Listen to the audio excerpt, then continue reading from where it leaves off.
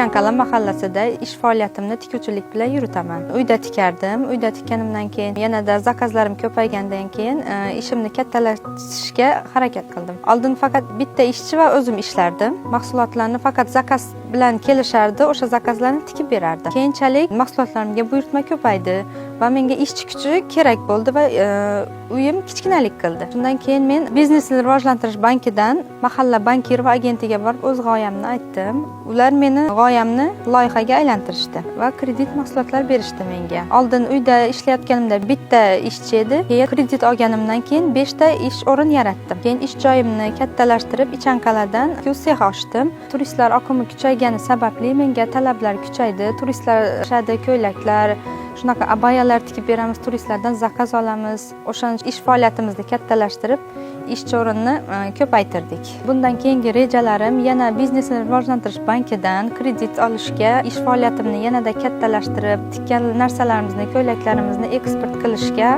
shu bilan barobar seximizni yanada kattaytirish rejalarimiz bor yana.